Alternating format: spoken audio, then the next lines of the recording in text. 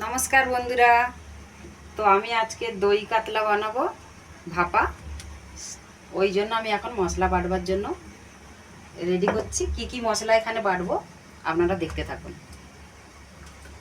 তো এখানে সাদা সর্ষে নিয়েছি, সর্ষে দিচ্ছি প্রথম পরিমাণ মতন, আমি কোনো মাপ যোগ না, আন্দাজে। ওই এখানে কালো সর্ষে দিয়ে দিচ্ছি,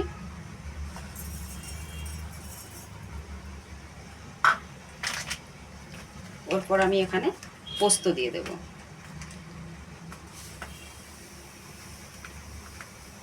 পোস্ত একটু বেশি পরিমাণ দেব। দেওয়ার পরে এখানে শুকনো লঙ্কা, কাঁচা লঙ্কা আর আদা কুচি, তো এইগুলো একসাথেই দিয়ে দেবো।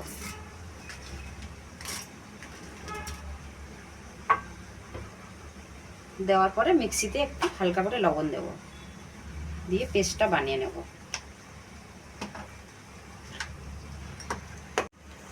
তো দেখুন বন্ধুরা, আমি যে মশলাটা বাটতে দিয়েছিলাম, তো মশলাটা কিন্তু আমার এখানে বাটা রেডি হয়ে গেছে, সব রকম পুরোভাবে রেডি।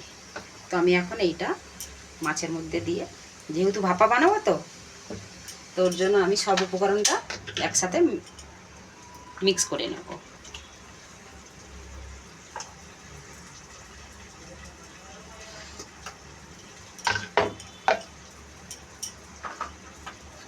তো এখানে মশলাগুলো তো বাটাগুলো তো দিয়ে দিলাম।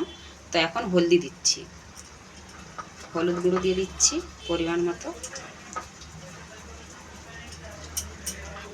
দেওয়ার পরে নুন তো মশলার মধ্যে বাটতে তখন আমি 1 চামচ দিয়েছি, আর একটু আমার যেটুকুনি লাগবে আমি দিয়ে দিচ্ছি। ওরপরে এখানে আমি সর্ষের তেল দিয়ে দিচ্ছি, একটু বেশি করে সর্ষের তেল দিতে হবে, যেহেতু ভাপা সর্ষের তেলটা একটু বেশি দিলে ভালো লাগবে। আর এখানে যেহেতু দই কাতলা, তো মেন হচ্ছে কি দই, তো আমি ওর জন্য এখন এখানে দই দিয়ে দিচ্ছি। দই কাতলা ভাপা দিয়ে আমি হাতের সাহায্যে পুরোটা আমি মেখে নেবো ভালো করে। যতটা ভালো করে মাখা হবে ততটা কিন্তু টেস্টি লাগবে খেতে, ঠিক আছে? পুরোপুরিভাবে ভালো করে মেখে মেখে মশলাগুলো একদম ভিতরে, বুঝতেই তো পারছেন, এই মশলাটাই কিন্তু মেন গ্রেভি এর।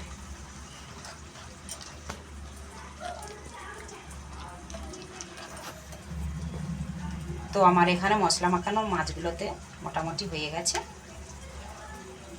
এর উপর থেকে আমি এখন কাঁচা লঙ্কা দিয়ে দেবো, দিয়ে এইভাবে আমি এখন স্টিম করতে দেব।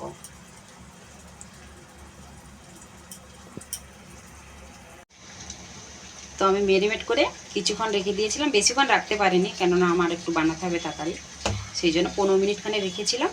তো 15 মিনিট রাখার পরে আমি এখন এখানে বসিয়ে দিচ্ছি।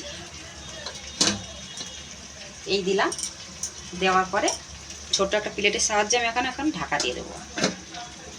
এইভাবে চেপে ঢাকা দিয়ে দেবো। চেপে ঢাকা দেওয়ার পরে, যেহেতু কুকারে বসাচ্ছি তো স্টিম করতে, ওর জন্য আমি কুকারটা এইভাবে বন্ধ করে দিলাম। বন্ধ করে দিলাম, দিয়ে আমি এখানে কুকারে অলরেডি আমি 2টো সিটি দিয়ে নেবো, দিয়ে আমি পরে একটু ভাপে দেবো। তো হতে থাক, এইভাবে বসিয়ে দিলাম। দেখতেই তো পাচ্ছেন পুরোপুরিভাবে কুকারেই বসিয়ে দিয়েছি। তো দেখুন বন্ধুরা, পুরোপুরিভাবে একদম বানানো হয়ে গেছে, পুরোপুরিভাবে রেডি। তো সত্যি এইভাবে বানিয়ে যদি খেয়ে থাকেন, সবাই তো বানায় কম বেশি, তবু আমি আমার মতন পদ্ধতিতে বানিয়েছি। তো আপনারাও যদি এরকম ভালো লাগে, সত্যি আপনারাও বানাবেন, তো খুবই ভালো লাগবে। কমেন্টে জানাবেন কেমন হয়েছে না হয়েছে।